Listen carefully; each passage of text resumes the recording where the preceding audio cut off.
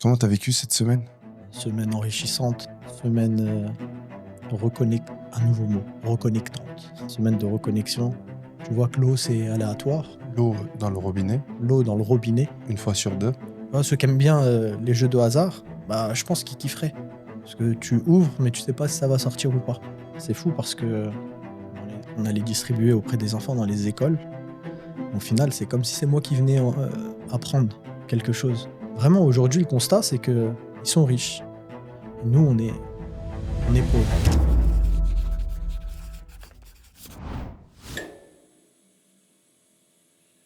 C'est un bonheur de pouvoir inaugurer cette série d'interviews spéciales humainement concernées.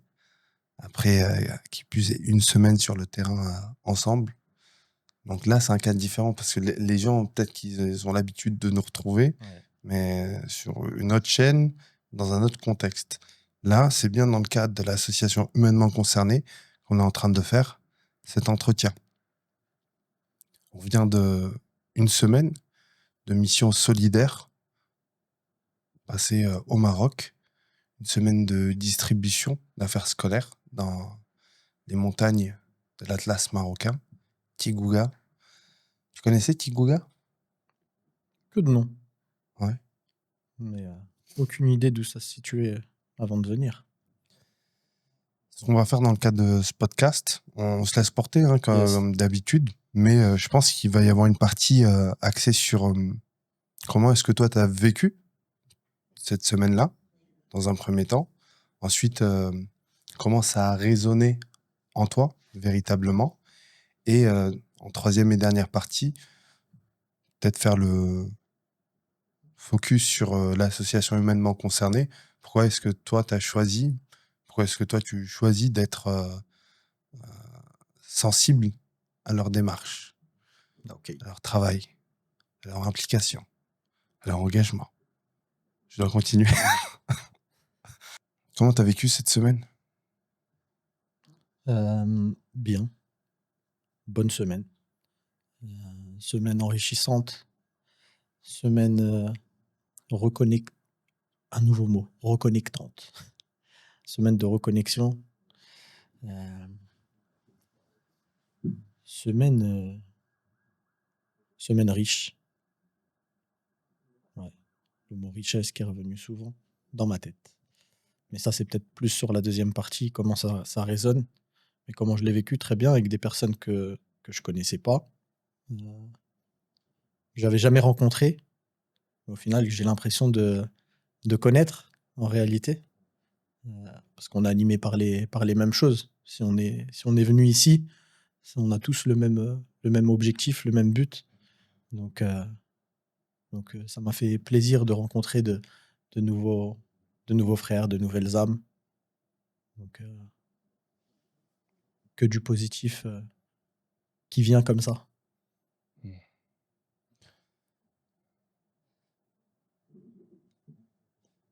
À un moment, je t'ai dit que j'ai l'impression de voir un autre Mehdi, beaucoup plus silencieux, plus réservé, plus introverti. Qu'est-ce qui se passait pour toi à ce moment-là? En fait, c'était juste une question d'équilibre. Je te remercie de m'avoir posé cette question-là, parce qu'au final, j'avais pas forcément conscience à l'instant T. Quand tu me l'as dit, derrière, j'ai réfléchi et j'ai mis des mots. Euh, Ça allait tellement vite à l'intérieur qu'à l'extérieur, il fallait que ce soit beaucoup plus tempéré, beaucoup plus calme. Parce que si je laissais place à ce qui se passait à l'intérieur, je sais pas ce que ça aurait donné. Et, euh, et j'avais besoin aussi de retrouver ce. Puis de tout remettre dans l'ordre. Il y a aussi le temps d'adaptation. Parce qu'on est bien, nous. Notre confort, on a tout, hein. En vrai, En fait, ce qui s'est passé, c'est une claque dans un premier temps. Après, il y a pas 20 000 solutions, en fait, après une claque. Soit t'exploses, ou soit tu te tais et tu essaies de comprendre pourquoi cette claque, elle est venue sans même que tu t'y attendes. Parce que c'était pas, j'avais pas forcément d'attente. Mais quand ça arrivait, j'ai dû laisser place à la réflexion, à l'introspection et aller regarder à l'intérieur ce qui se passait. À quel moment tu as eu le sentiment de prendre cette claque? Mmh. Bah, en réalité, très tôt. Quand on est, arrivé au village à Azro, déjà,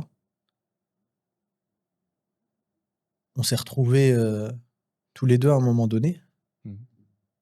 en attendant d'autres personnes. On savait pas quoi faire et cetera, on sait pas où on va et bah, après peut-être que c'est le fait aussi d'être avec toi qui a fait que, bah, en fait, viens, on s'assoit. Des fois, on va chercher des solutions quand on sait pas où on va et cetera. On va en fait, viens juste, on s'assoit et on profite de l'instant. Il y a des personnes qui sont assises là, on va s'asseoir aussi. On s'est retrouvés dans la rue, sur un trottoir, dans un endroit qu'on connaissait pas, heu et là, ça a trotté, ça trottait dans ma tête. Ça trottait et après la distribution, ça a accentué parce que c'était des pour la plupart, c'était des orphelins. On allait dans les familles, on voyait qu'ils avaient de toute façon, ju le simple fait d'aller dans les rues, quand tu vois les rues, l'état des rues, tu sens, en fait, il y a quelque chose, tu sens que, ah, déjà, tu pas dans le tu loin d'être dans le luxe, tu es loin d'être dans le confortable. Donc là, la première claque, elle est arrivée, mais la grosse claque, elle est arrivée à Tigouga pour moi. Ouais, quand on est arrivé là-bas, heu et qu'en fait, bah, tu vois que l'eau, c'est aléatoire, heu, ça. L'eau dans le robinet, L'eau dans le robinet, une fois sur 2. c'est aléatoire, c'est en fait, c'est, tu vois, ceux qui aiment bien, les jeux de hasard, bah, je pense qu'ils kifferaient. Parce que tu ouvres, mais tu sais pas si ça va sortir ou pas. Mmh. Donc là, déjà, ça te met dans un truc où tu te dis: «OK, d'accord». Donc ça te replonge dans en fait, moi, ça me replonge, chez moi, en fait. Tu ouvres, voilà, c'est cool. Ça arrive et tu laisses couler, tu voilà, donc ça a été, la suite. Puis après, tout ce qui a suivi. Comment est-ce que tu as vécu, toi, ces, distributions auprès de tous ces enfants?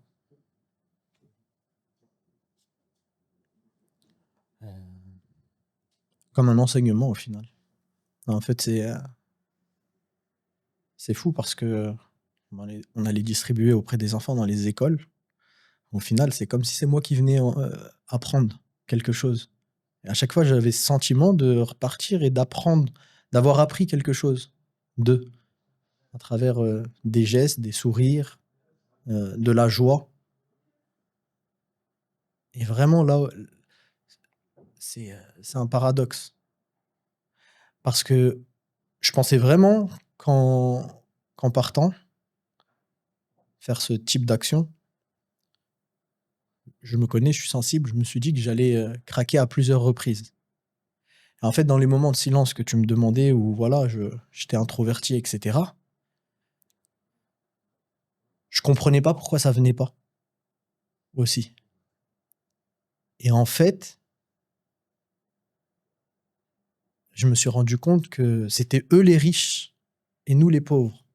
Vraiment, c'est vraiment en fait, je peux pas, vraiment aujourd'hui le constat, c'est qu'ils sont riches et nous on est pauvres.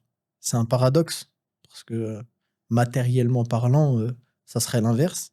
Mais quand je dis riche, c'est richesse du cœur avec toutes les valeurs qu'il y a derrière et donc ouais.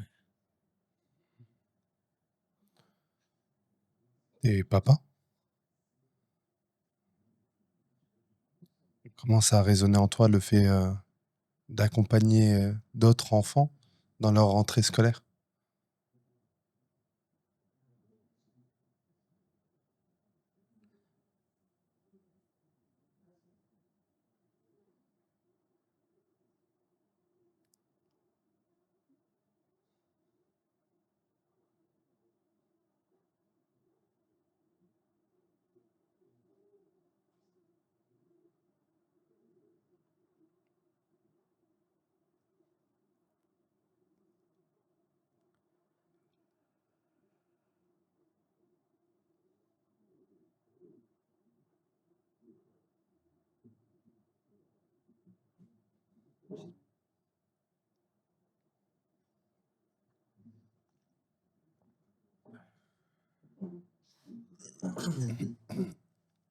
Euh, commencer à raisonner. C'était ça, hein. Parce qu'après, je suis parti. Donc, euh, en fait, il y a eu plusieurs sentiments qui se sont mêlés à l'intérieur. Euh,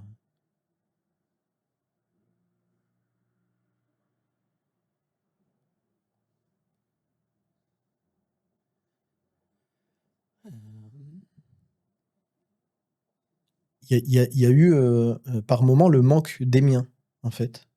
Euh, Il y a eu de la remise en question. Je suis là, je suis pas avec eux. En même temps, je suis avec eux parce que c'est les miens. En fait, c'est ces enfants, en réalité, on a cette responsabilité-là. Donc, parfois, j'avais vraiment le sentiment que j'étais en train de faire la rentrée scolaire de mes enfants. Donc, ça m'a renvoyé à.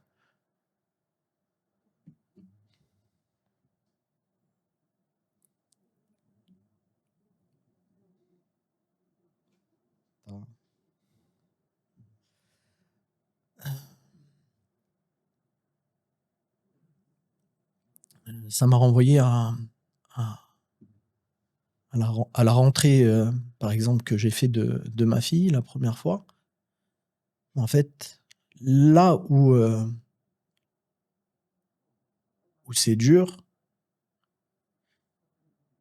c'est quand tu fais des projections.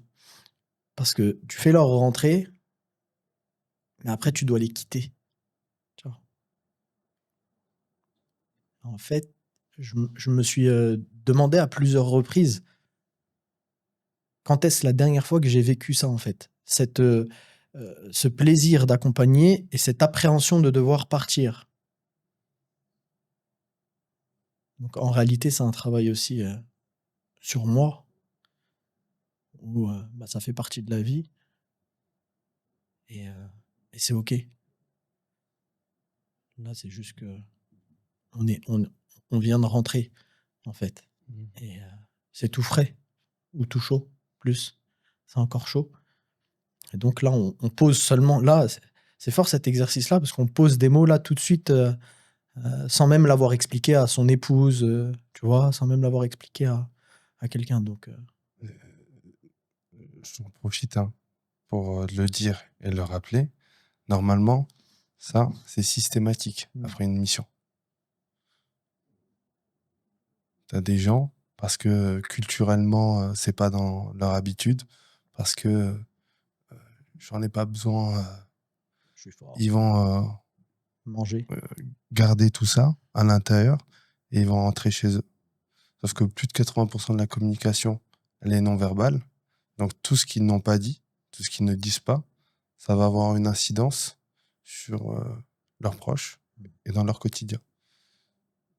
Et tu as des gens qui gardent ça pendant des années. 5 ans plus tard, ça explose.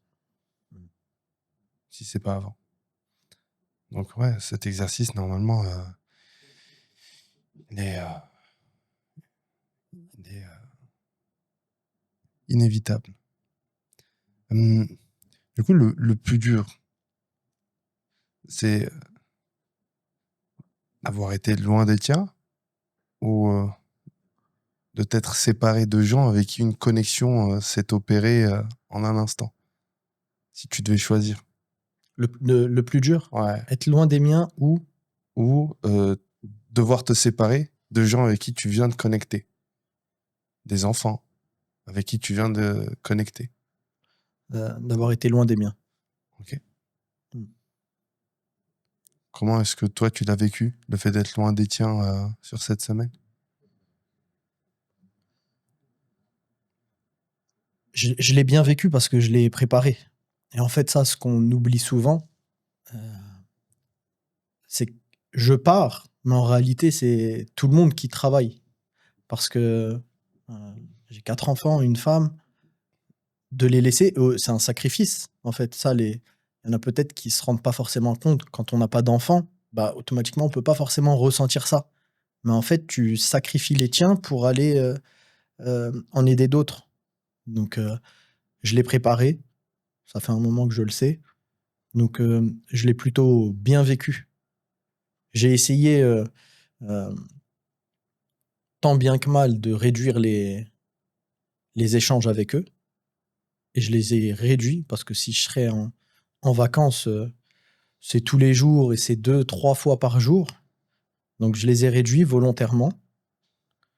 Euh, donc, le peu de fois où j'ai pu les avoir et que t'entends papa, tu me manques, tu rentres quand, là, c'est dur.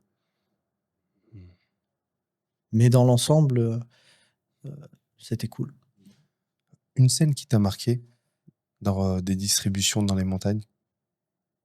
Bah, la scène, je l'ai immortalisée, justement, parce que pour moi, ouais, si je dois résumer ça, c'est même pas en lien du coup avec les kits scolaires qu'on a distribués, mais c'est en sortant justement d'une classe où j'ai vu des enfants, un enfant assis avec une moitié de gâteau, un autre qui est là et qui lui en demande, et le gâteau il était tout petit, hein, et il l'a coupé. C'est pas tant le partage en soi, on le sait, les Marocains, ils sont connus pour ça dès le plus jeune âge, mais déjà, il y a une leçon à tirer de ça. Mais c'est pas le fait qu'il lui partage, c'est le fait qu'il lui laisse le choix de main droite, main gauche.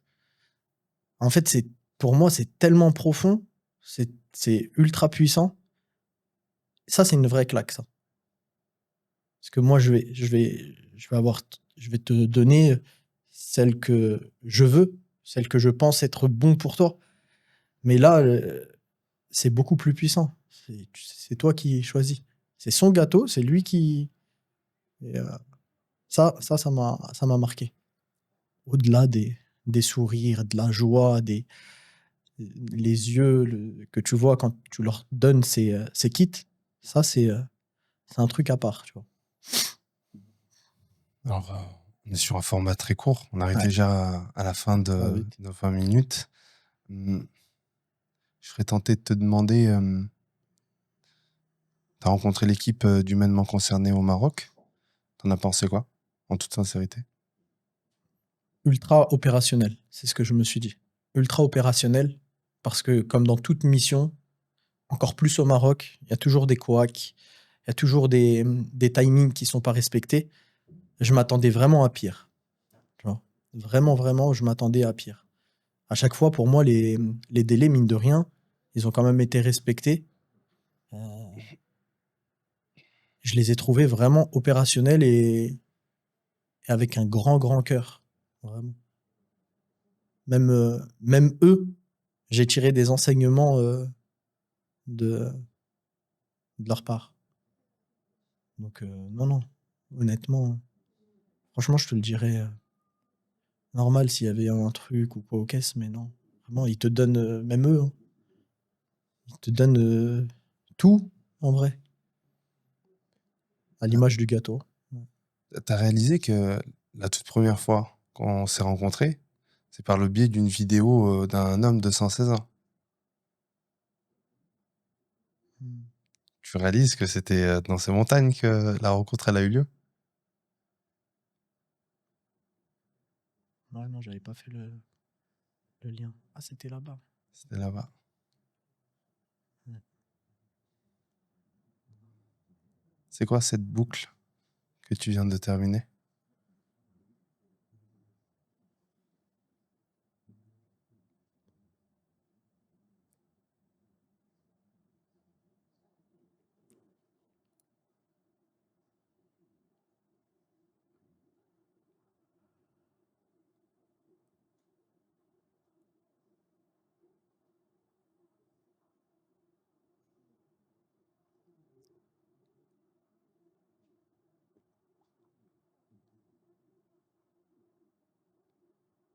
Hmm. Ouais, c'est celle-là.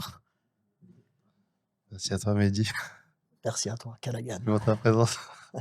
Merci pour ta venue. Merci pour ton opérationnalité.